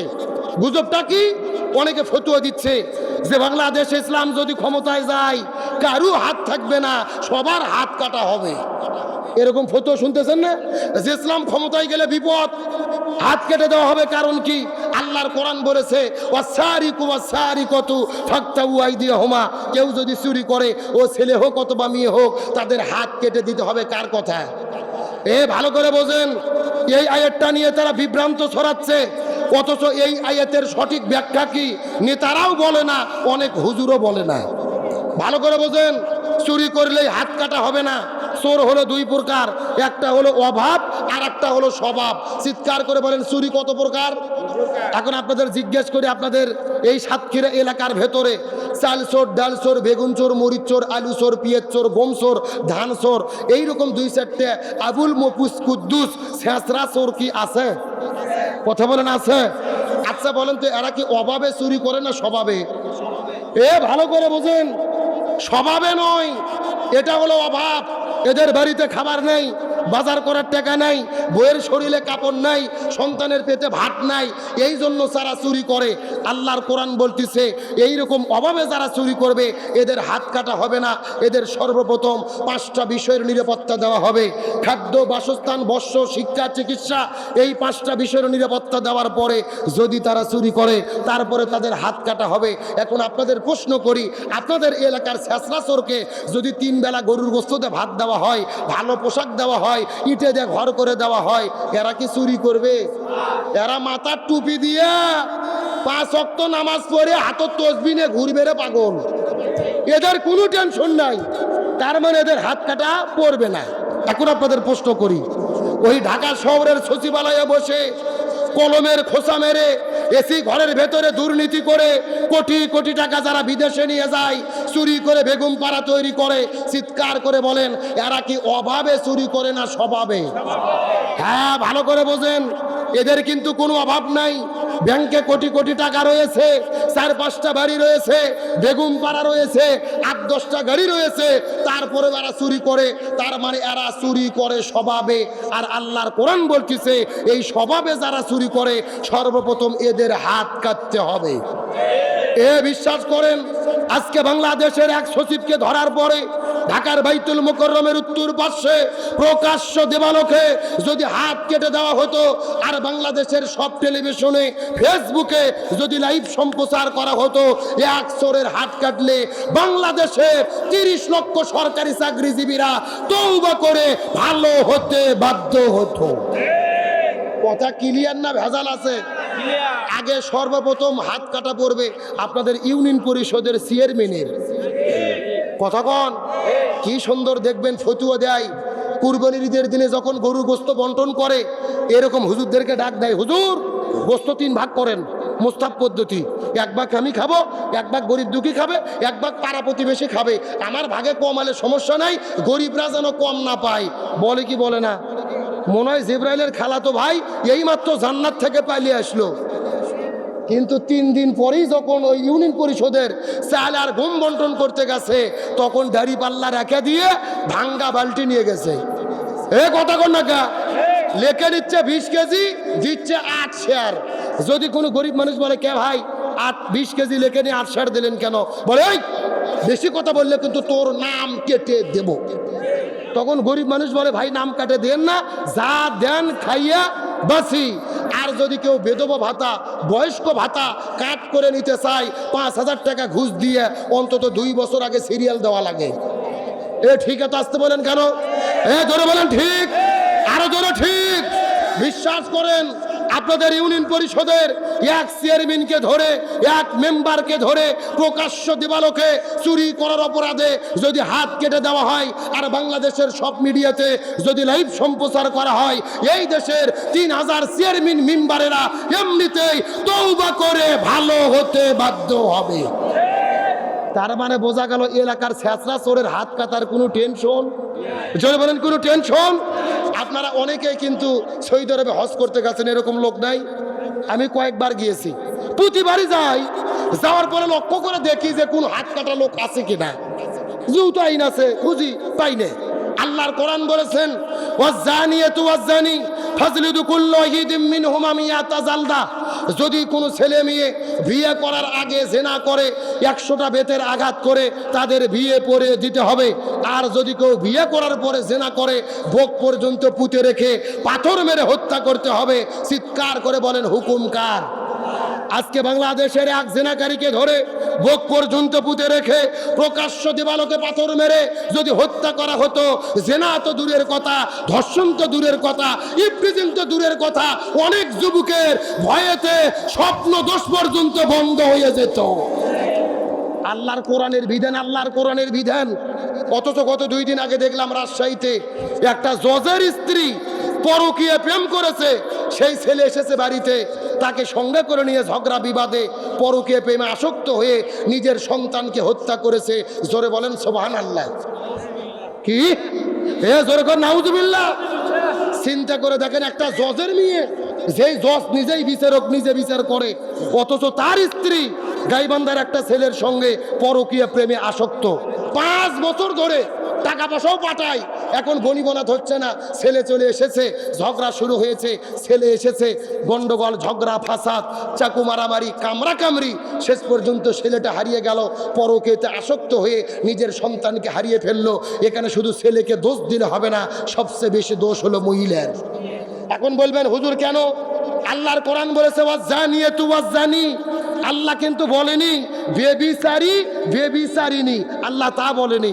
আল্লাহ বলেছে ওয়াজ্জানিয়াতু ওয়াজ্জানি, বেবিচারিনী, তারপরে বেবিচারী। মুফাসসির কিরাম বলেছে একটা ছেলে এবং মেয়ে যখন জেনা সংগঠিত হয়, একটা ছেলে ততক্ষণ পর্যন্ত জেনা করতে পারবে না যদি মহিলা সম্মত না থাকে। তার মানে জেনা করার ক্ষেত্রে ছেলেদের চাইতে মহিলাদের অপরাধ। এই ছেলে বলতেছে 1 বছর ধরে আমাকে ফসলাইছে পরকীয়া প্রেম করার জন্য, তারপরে রাজি হয়েছি, 5 বছর ধরে পরকীয়া প্রেম, এখন সেই ঘরে গেল। আমি বলতে চাই শুধু ছেলেকে শাস্তি নয়, পরকীয়ার অপরাধে এই জজের বউকেও শাস্তি দেওয়া দরকার। কিন্তু হয়তোবা দেখা যাবে জজের বউ দেখে পার পেয়ে যাবে, ছেলে হবে না। আমি যে কথা বলতে চাচ্ছিলাম, তাহলে শান্তির জন্য কিসের বিধান লাগবে? কোরআনের আইন দিয়ে যদি বিচার হতো, জজের বউ পরকীয়া প্রেম করতে পারতো না, জেনা ব্যভিচার করতে পারতো না। যে কথা বলতে চাচ্ছিলাম, সৌদি আরব যাওয়ার পরে জিজ্ঞেস করলাম যে কে ভাই হাত কাটা লোক নাই কেন? একটা হুজুর বলতেছে হুজুর আপনি কি পাগল হয়েছেন? এ বাবা এই কিসের গল্প বাবা আসছে প্লিজ। একটা হুজুর বলতেছে হুজুর আপনি কি পাগল হয়েছেন? যেই দেশে হাত কাটার আইন থাকে ওই দেশে চুরি থাকে না। সুবহানাল্লাহ কোন?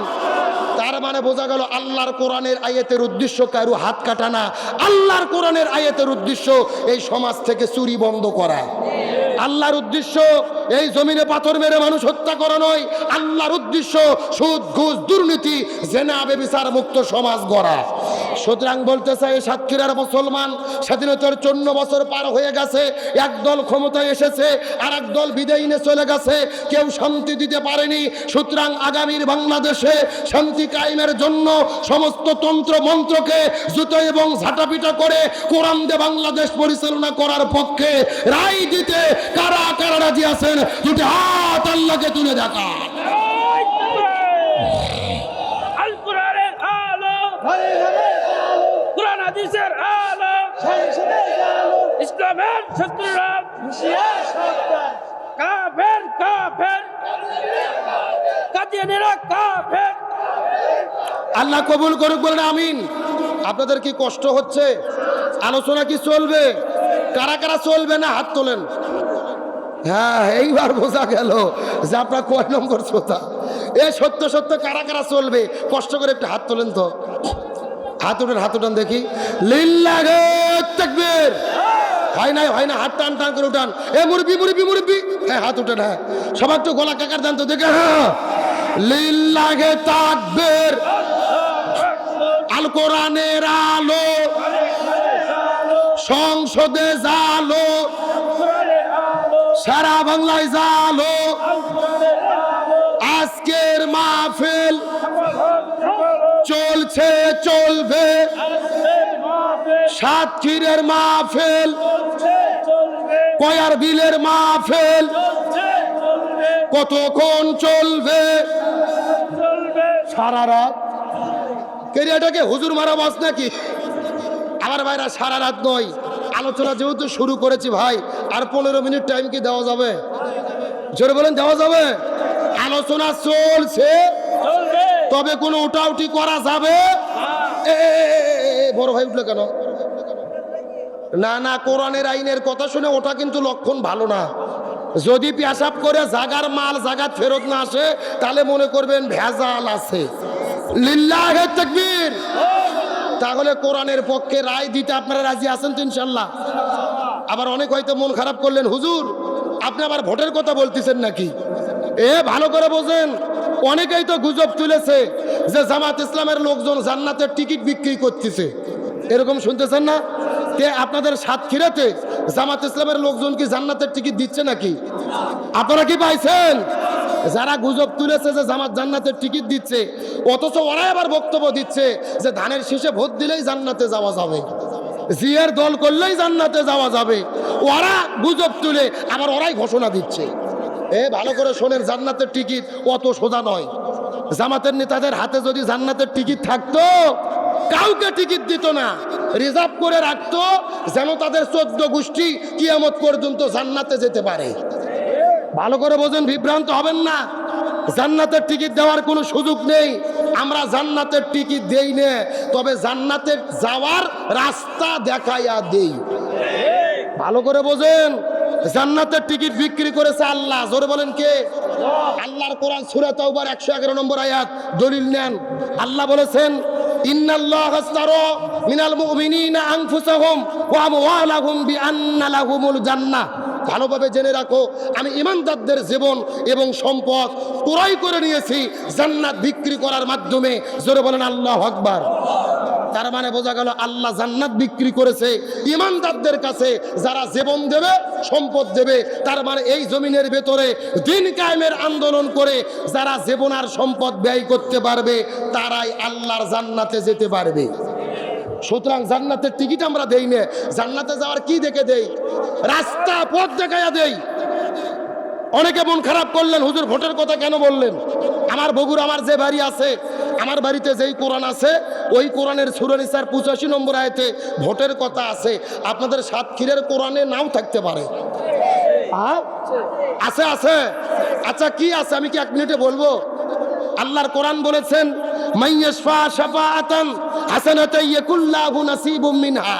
আপনি যেই লোককে ভোট দেবেন, ওই লোক ভোট পেয়ে ক্ষমতা যাওয়ার পরে যদি জনগণের ভালো ভালো কাজ করে, মসজিদ মাদ্রাসা করে, রাস্তাঘাট করে, জনগণের উন্নয়নে কাজ করে, এই লোক ভালো কাজ করে যে সওয়াব পাবে, আপনি ওই লোককে ভোট দেওয়ার কারণে সমপরিমাণ গুণ আল্লাহ, সমপরিমাণ সওয়াব আল্লাহ আপনার আমুল নামার ভেতরে লিখে দেবে। সুবহানাল্লাহ বলেন। তার মানে বোঝা গেল, যাকে ভোট দেবেন ও ভালো কাজ করলে ও যদি 200 সওয়াব পায়, তার 100 সওয়াবের ভাগ আপনারাও পাবেন। পক্ষান্তরে আপনার ভোট নিয়ে ক্ষমতায় যাওয়ার পরে যদি কেউ জনগণের চাল ডাল গম চুরি করে খায়, রাস্তার রড বালু সিমেন্ট চুরি করে খায়, ব্রিজের ভেতরে রডের বদলে বাঁশ ঢুকে দেয়, দেশের টাকা বিদেশে নিয়ে যায়, বেগুন পাড়া তৈরি করে, আলেমদের জেলেবন্দি করে, কোরআনের নীতিবাদ দিয়ে মানব রচিত তন্ত্র মন্ত্র দিয়ে দেশ পরিচালনা করে, ওই লোক অন্যায় অপকর্ম করে যে গুনাহ হবে, ওই গুনার অর্ধেক অংশ আল্লাহ আপনার আমুল নামার ভেতরে বিকাশ করে পাঠাইয়া দেবে। কথা কি বোঝা যায়?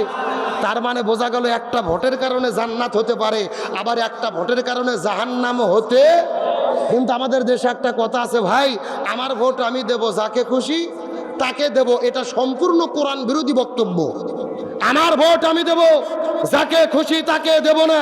আমার ভোট আমি দেব দেখে শুনে সৎ, যোগ্য, ইনসাফপূর্ণ, ন্যায়পরায়ণ এমন ব্যক্তিকে ভোট দেব, যাকে ভোট দিলে এলাকার কল্যাণ হবে, যাকে ভোট দিলে কোরআন পার্লামেন্টে কায়েম হবে। অর্ধেক বললে বুদ্ধিমান বোঝে, পুরো বললে গাধাও বোঝে না। আমি মনে করি আজকে আমার সামনে কোনো গাধা নাই, সব বুদ্ধিমান বসে আছে, আর বুদ্ধিমানদের জন্য ইশারাই যথেষ্ট। কথা বলে না কেন? হাসরের ময়দানে দেখা যাবে কিছু লোকের গলার ভেতরে সিমেন্টের ব্যাগ ঝুলিয়ে দেওয়া আছে। কিছু লোক জিজ্ঞেস করবে, কে ভাই সিমেন্টের বস্তা গলার মধ্যে নিয়ে ঘুরতেছেন কেন? বলতেছে, ভাই আমি তো চুরি করিনি, আমি যেই লোক ভোট দিয়েছিলাম ওই লোক ভোট পেয়ে ক্ষমতার যাইয়া 200 ব্যাগ সিমেন্ট চুরি করেছিল। হাসরের ময়দানে আল্লাহ 100 ব্যাগ ওর গলাতে দিয়েছে, 100 ব্যাগ আমার গলাতে দিয়েছে। কথা কি বোঝা যায়? হাসরের ময়দানে দেখা যাবে কিছু লোকের আমুল নামার ভেতরে আলেমদের হত্যা করার গুণ লেখা। এই লোক 5 ওয়াক্ত নামাজ পড়েছে, হজ করেছে, জাকাত দিয়েছে, 1.5 হাত দাড়ি। কিছু লোক বলবে, কে হাজী সাহেব আপনি হুজুর মানুষ, আবার এগুলা কখন করলেন? মানুষ হত্যা কখন করলেন? আলেমদের কখন জেলে বন্দি করলেন? তখনই বলবে, ভাই আমি তো আলেমদের বন্দি করিনি, যাদের এই সেল দিয়েছিলাম ওরা ক্ষমতার যাই আয়না ঘর বানাইয়া আলেমদের জেলে বন্দি করেছিল, এই জন্য 200টা গুণ হয়েছে, 100 ওদের আমুল নামার দিয়েছে, আর 100 আমার আমুল নামার ভেতরে। কথা কি ক্লিয়ার? তাহলে যাদের সমর্থন করবেন ওরা যদি সওয়াবের কাজ করে আপনিও সওয়াব পাবেন, ওরা যদি গুনাহের কাজ করে আপনিও গুনাহ পাবেন। তাহলে ভালো লোকের পক্ষে থাকার দরকার আছে না নাই? আপনাদের কি কষ্ট হলো? তাহলে চিৎকার করে বলেন, সাহাবী হানজালার কি গোসল বাকি? আরো জোরে বলেন। আলোচনা কি মিনিট 10 চলবে? হ্যাঁ, আমি আপনাদের মধ্যে আলোচনা করব ইনশাল্লাহ। তবে এখন যদি অনুমতি দেন, আমি মহিলাদের জন্য 2 মিনিট কিছু বলবো। বলার দরকার আছে না নাই? আমার বন্ধুগণ, মুসলমান ভাইরা, গভীর মনোযোগ লক্ষ্য করুন। আমার নবীজি মিরাজের রজনীতে সর্বপ্রথম চলে গেলেন জান্নাতের ভেতরে। জান্নাতটা পরিভ্রমণ করার পরে আস্তে করে যখন নবীজি চলে গেলেন জাহান্নামের ভেতরে, ওই জাহান্নামে যাওয়ার পরে লক্ষ্য করে দেখে ওই জাহান্নামের ভেতরে হাজার হাজার মহিলাদেরকে আগুন দিয়ে দাউ দাউ দাউ দাউ করে জ্বালানো হচ্ছে। এই মহিলাগুলো চিৎকার করে চেঁচামেচি করতেছে, আর মহিলাদের মাথার ওপরে কিছু কাকগুলো বসে থেকে তাদের মাথার মগজগুলো ঠুকুরে ঠুকুরে খাচ্ছে। এই দৃশ্য দেখার পর নবীজির মনটা বড় খারাপ হয়ে গেলেন। জিবরাইলকে জিজ্ঞেস করে বললেন, হে ভাই জিবরাইল, এই সমস্ত মহিলাগুলো কারা তোমার কাছে জানতে যায়? জিবরাইল ডাকতে বলে, ইয়া রাসূলুল্লাহ, মনের মধ্যে কষ্ট নেবেন না, এইমাত্র আল্লাহ তাআলা জানায়া দিল আপনার উম্মতের ভেতরে অধিকাংশ মহিলারা জাহান্নামে যাবে। অধিকাংশ মহিলা যাবে কোথায়? এই কথা শুনে নবীজির মনটা বড় খারাপ হয়ে গেলেন। জিবরাইলকে জিজ্ঞাসা করে বললেন, হে ভাই জিবরাইল, অধিকাংশ মহিলা কেন জাহান্নামের মধ্যে যাবে তোমার কাছে জানতে চাই। জিবরাইল ডাকতে বলে, ইয়া রাসূলুল্লাহ, অধিকাংশ মহিলা জাহান্নামে যাবে এর পিছনে অনেকগুলো কারণ রয়েছে। তার ভেতরে প্রধানত কারণ হলো 2টা। জোরে বলেন, কয়টা? আরো জোরে। কোন 2টা কারণে অধিকাংশ মহিলা জাহান্নামের মধ্যে যাবে জানার দরকার আছে না নাই? আপনাদের দরকার না থাকলেও মহিলাদের দরকার। এ মা বোনদেরকে আটকায় রাখলাম। এ মা বোনেরা, সবুর করে কয়েকটা মিনিট বসেন, আপনাদের জন্য আলোচনা করব। তবে আপনাদের মধ্যে আলোচনা শুরু করেছিলাম ইবাদত কত প্রকার। আরো জোরে বলেন। ব্যক্তিগত ইবাদত, পারিবারিক ইবাদত, সামাজিক ইবাদত, রাজনৈতিক ইবাদত আপনাদের বুঝতে চাচ্ছিলাম। আর 5 নম্বর হলেন অর্থনৈতিক ইবাদত। কি ইবাদত? এখন আবার প্রশ্ন আসতে পারে, হুজুর অর্থনীতির ভিতরে আবার ইবাদত ঢুকলো কেমনে? ভালো করে বোঝেন, অর্থনৈতিক ইবাদত মানে হলো যাকাত ভিত্তিক অর্থনীতি। জোরে বলেন, কি ভিত্তিক? কিন্তু বাংলাদেশে যেটা চলে এটা কি? সুদ ভিত্তিক। জোরে বলেন, কি ভিত্তিক? আল্লাহ তাআলা সুদকে করেছেন হারাম, যাকাত ভিত্তিক অর্থনীতি হলো হালাল। এই বাংলাদেশে যে অর্থনীতি চলতেছে সুদ ভিত্তিক অর্থনীতি, এই অর্থনীতি যদি চলে বড় লোকেরা আরো সম্পদশালী হবে, গরিবেরা আরো ফকিন্নি হবে। এটা হলো রক্তচোষা অর্থনীতি। এই জন্য প্রয়োজন যাকাত ভিত্তিক অর্থনীতি। যাকাত যদি কায়েম হয়ে যায়, এই দুনিয়াতে জান্নাতের সুখ দান করবে কে? আমার বন্ধুগণ, মুসলমান ভাইরা, গভীর মনোযোগ। এই জমিনের ভেতরে নবীজি খেলাফত কায়েম করলেন, নবীজি বিদানে চলে গেলেন। অর্ধ পৃথিবীর খলিফা হযরত ওমর ফারুক রাদিয়াল্লাহু তাআলা এই জামানার ভেতরে যাকাত ভিত্তিক অর্থনীতি যখন কায়েম হয়ে গেছে, একজন মানুষ যাকাতের টাকা টোপলার ভেতরে নিয়ে যাকাত দেওয়ার জন্য মানুষকে খুঁজে বেড়াচ্ছে। পুরো মক্কা মদিনার ভেতরে 1 সপ্তাহ ধরে তিনি খোঁজাখুঁজি করেছে, কিন্তু যাকাতের টাকা দেবে এমন মানুষ খুঁজে পাওয়া যায়। মানুষটা বড় টেনশনের মধ্যে পড়ে গেলেন। 1 সপ্তাহ ধরে ঘোরাঘুরি করলাম, কিন্তু যাকাতের টাকা দেব এমন লোক যখন তিনি খুঁজে পায় নাই। খুঁজতে খুঁজতে লক্ষ্য করে দেখে ওই মরুভূমির ভেতরে বট গাছের নিচে একটা পাগলের মতো মানুষ দেখা যায়, মাথার মধ্যে বস্তা দিয়ে ওই জায়গার মধ্যে ঘুম পাড়তেছে। এই লোকটা আস্তে করে কাছে যাওয়ার পরে ওই লোককে সালাম দিয়েছে, আসসালামু আলাইকুম ওয়া রাহমাতুল্লাহ। ওই লোকটা লাফ দিয়ে উঠে বলে, আলহামদুলিল্লাহ। কি বলেছেন? এই লোক চিন্তা করেন, কে রে, পাগল হয়ে গেল নাকি? আমি তাকে সালাম দিলাম, সালামের জবাব দেওয়া লাগবে, কিন্তু তিনি আলহামদুলিল্লাহ বললো কেন? তার কারণ সালাম দেওয়া সুন্নাত, সালামের জবাব দেওয়া ওয়াজিব। কিন্তু লোকটা সালামটা কেন দিলেন না? জিজ্ঞেস করে বললেন, ভাই আপনি সালামের জবাবটা কেন দিলেন না? ওই লোকটা বলে, ভাই এর পেছনে কারণ হলো আমার মাথার ভেতরে তুমি যেই বস্তাটা দেখতে পাচ্ছ, এই বস্তার ভেতরে যাকাতের টাকা আছে। এই যাকাতের টাকা নিয়ে 1 নয় 2 নয় 1 মাস ধরে আমরা ঘোরাঘুরি করেছি, 1 মাস ধরে খোঁজাখুঁজি করেছি যাকাতের টাকা দেব। তবে আল্লাহর কসম করে বলি, 1 মাস ধরে খোঁজাখুঁজি করার পরেও যাকাতের টাকা দেব এমন মানুষ আমি খুঁজে পাই না। এ সাতক্ষীরা মুসলমান, গভীর মনোযোগ। একজন লোক এক সপ্তাহ ধরে ঘুরে বেড়াই, আর একজন লোক আরো ঘুরে বেড়াইতেছে 1 মাস ধরে, কিন্তু জাকাত খুঁজে দেওয়ার মতো খুঁজে কোনো লোক পাওয়া যায় না। এই দেশের ভেতরে আজকেও যদি কোরআনের শাসন কায়েম হয়ে যায় না, কি বিষয়টা কি? কালেকশন করা লাগবে না অন্য কিছু? করবো তো, আমি করবো, সময় মতো করবো। এই 11টা পর্যন্ত কালেকশন করছে না, এই লোকজনকে শুধু কালেকশন করবেন ওয়াজ শুনাবেন, এমন তো না যে শ্রোতা উঠে যাচ্ছে, লোকজন ওয়াজ শুনতেছে তো না। আমি আবার করবো তো, একটু একটু আমাকে জায়গা মতো যেতে দেন, কিন্তু শুরুত ফেরুত ফাঁচুত ফাঁচুত শেষই হয় না। না না, শান্তি পাওয়া গেল না ওয়াজ করে। আমার বন্ধুগণ, মুসলমান ভাইরা গভীর মনোযোগ। একটা লোক 1 মাস ধরে ঘুরে বেড়ায়, আর একজন লোক 1 সপ্তাহ ধরে ঘুরে বেড়ায়, জাকাত দেওয়ার মতো কোনো লোক নাই। এখান থেকে বোঝা গেল এই দেশের ভেতরে জাকাত ভিত্তিক অর্থনীতি যদি কায়েম হয়ে যায়, এই দেশের ভেতরে জাকাতের টাকা দেওয়ার মতো কোনো গরিব মানুষ পাওয়া যাবে না। আরো জোরে বলেন, ভালো করে বোঝেন। আপনাদের গ্রামের ভেতরে যদি 100 জন লোক থাকে, দেখবেন 80 জন লোক হলো সম্পদশালী আর 20 জন লোক হলো গরিব। কথা কন না কে? এখন এই 80 জন যদি হিসাব করে জাকাতের টাকা দেয়, ওই 20 জন কি গরিব থাকবে? একজনও থাকবে না। বৈষম্য দূর হয়ে যাবে, গরিবের হক আছে এই সম্পদশালী সম্পদের ভেতরে। তার মানে বোঝা গেল জাকাত ভিত্তিক অর্থনীতি যদি কায়েম হয়, এই জমিনে জান্নাতের সুখ দান করবে কে? কিন্তু ভালো করে বোঝেন, আমরা যদি নামাজ কায়েম করতে চাই, জাকাত চালু করতে চাই, আমার ওয়াজ দে হবে, শামীম ভাইয়ের ওয়াজ দে হবে, তাবলিগ করে হবে? হবে না। জাকাত কায়েম করার নীতি কি? আল্লাহর কোরআন সূরা হজের 41 নম্বর আয়াত। আল্লাহর কোরআন বলেছেন, আল্লাযীনা ইম্মাক্কান্নাহুম ফিল আরদি আকামুস সালাহ ওয়া আতাউজ যাকাত ওয়া আমারু বিল মারুফ ওয়া নাহাউ আনিল মুনকার। কোন মুসলমান দল যদি ক্ষমতায় যায়, 4টে কর্মসূচি বাস্তবায়ন করবে। 1 নম্বর নামাজ বাধ্যতামূলক করবে, 2 নম্বর জাকাত ভিত্তিক অর্থনীতি কায়েম করবে, 3 নম্বর ভালো কাজ চালু করবে, 4 নম্বর মন্দ কাজ বন্ধ করবে। তার মানে বোঝা গেল জাকাত চালু করতে গেলে রাষ্ট্রীয় ক্ষমতার দরকার। আরো জোরে বলেন। এই যে আমরা সারা রাত ধরে ওয়াজ করি, ফজরের সময় মুসল্লি বাড়ে না কমে? কোন মসজিদে মসজিদই হুঁশ পায় না আজান দেওয়ার। ভালো করে বোঝেন, আজকে বাংলাদেশের সরকার প্রধান ডক্টর মোহাম্মদ ইউনূস যদি ঘোষণা করে আগামীকাল ফজর থেকে 1 ওয়াক্ত নামাজ যারা কাজা করবে 6000 টাকা জরিমানা, 6 মাস জেল। আপনাদের নামাজের জন্য ডাকা লাগবে। রাতে 3টার দিকে মুসল্লিরা যাইয়া মসজিদের দরজা ধরে ঠেলাঠেলি শুরু করবে। তার মানে বোঝা গেল শুধুমাত্র ওয়াজ দিয়ে নামাজ কায়েম হবে না। নামাজ কায়েম করতে গেলে, জাকাত চালু করতে গেলে পার্লামেন্টে কোরআন কায়েম করতে হবে।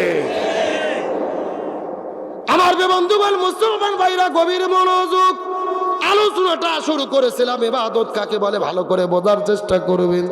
শুধু নামাজ রোজা হজ জাকাতের নাম ইবাদত নয়। আপনি সকালবেলা ফজর নামাজ পড়ার পরে জমিতে কাজ করতে গেছেন, ভালোভাবে কাজ করেন, ওই জমির ফসলগুলো বিক্রি করতে যাবেন, ওজনের মধ্যে কম দেবেন না। আপনার চাষাবাদটা যদি নবীর তরিকায় হয়, ওই ফসল ফলানোটা ইবাদত। আপনি যদি ব্যবসা করেন, নবীর তরিকায় করবেন, খাদ্যের মধ্যে কোনো ভেজাল দেবেন না। আপনার ব্যবসাটা আপনার জন্য ইবাদত।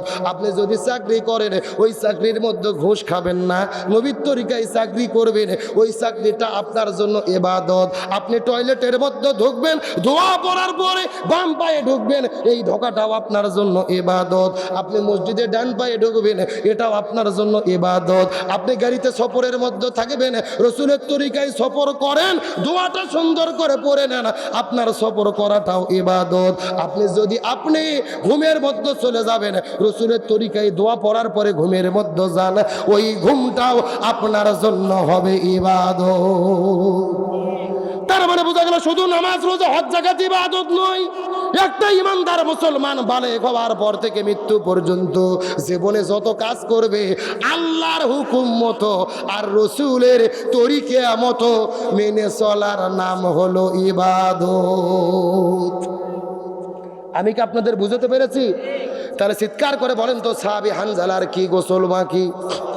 আমার বন্ধুগণ, মুসলমান ভাইরা গভীর মনোযোগ। কোনো দিকে নজর নাই, কোনো দিকে তাকাতাকি নাই, কথাগুলো সুন্দর করে বোঝার চেষ্টা করবেন। ওই জিবরাইল কোন দুইটা কারণে মহিলারা জাহান্নামের মধ্যে যাবে তুমি একটু দয়া করে বলো তো দেখি। জিবরাইল ডাকতে বলে ইয়া রাসূলুল্লাহ, এই দুইটা কারণের মধ্যে প্রথম নম্বর কারণ হলো যেই সমস্ত মহিলাগুলো মাথার চুলগুলো বের করে আজরা পাজরা বের করে বেপরদা অবস্থায় রাস্তাঘাটে ঘোরাফেরা করে, জমিনের মধ্যে ঘোরাফেরা করে, গ্রামের মধ্যে ঘোরাফেরা করে, স্কুল কলেজ ভার্সিটির মধ্যে যায়, এই সমস্ত মহিলাগুলো জাহান্নামের মধ্যে যাবে। তার মানে বোঝা গেল বেপরদা নারী যারা জাহান্নামে যাবে তারা এ শূন্যস্থান পূরণ বোঝেন না। জোরে একটু জোরে বলেন। বেপরদা নারী যারা, কে রে পর্দার মিছিল করতে গিয়ে ভয় লাগতেছে, এমন সাউন্ড দেবেন মহিলাদের প্যান্ডেল যেন পার হয়ে যায়। জোরে, বেপরদা নারী যারা। এই কথা শোনার পরে নবীজি ডাকতে বলে হে ভাই জিবরাইল, 2 নম্বর কারা জাহান্নামের মধ্যে যাবে বলো তো দেখি। জিবরাইল ডাকতে বলে ইয়া রাসূলুল্লাহ, 2 নম্বর হলো এই প্রকার মহিলাগুলো যেই মহিলাগুলো স্বামীর খেদমত করে না, স্বামীর আনুগত্য করে না, স্বামীর কথা মতো চলে না, এই মহিলাগুলো জাহান্নামের মধ্যে যাবে। তার মানে বোঝা গেল স্বামীর অবাধ্য স্ত্রী যারা জাহান্নামে যাবে। চিৎকার করে বলেন বেপরদা নারী যারা, স্বামীর অবাধ্য স্ত্রী যারা। এই জন্য আমার নবী বলেন মহিলাদের 4টা আমল করতে হবে। এই 4টা আমল যদি মহিলারা করতে পারে আল্লাহ 8টা জান্নাতের দরজা খুলে দেবে। 1 নম্বর হলো নামাজ, 2 নম্বর হলো রোজা, 3 নম্বর স্বামীর খেদমত, 4 নম্বর পর্দা। রাসূল বলেছেন 4টা আমল যদি কোন মহিলা করে আল্লাহ 8টা জান্নাতের দরজা খুলে দেবে। যেই দরজা পছন্দ ওই দরজা দিয়ে তারা জান্নাতে চলে যাবে। আল্লাহ মহিলাদেরকে 4টা আমল করার মতো তৌফিক দান করুক, বলেন আমিন। আরো জোরে বলেন আমিন। আপনাদের জিজ্ঞেস করি আজকের মাহফিল হওয়াতে আপনারা খুশি না বেজার? কারা কারা বেজার একটু হাত তোলেন তো। একজনও বেজার নাই। সত্য সত্য কারা কারা খুশি হাত উঠেন, সবাই হাত উঠেন, হাত উঠেন। চিৎকার করে বলেন ইয়া রাব্বাল আলামিন। আজকের মাহফিলকে কবুল করে নেন। এই মাহফিলের ওসিলা করে আমাদের সবাইকে মাফ করে দেন। এই মাহফিলে আমাদের সামর্থ্য মতো দান করার তৌফিক দেন। সকলে বলেন আমিন। হাতগুলো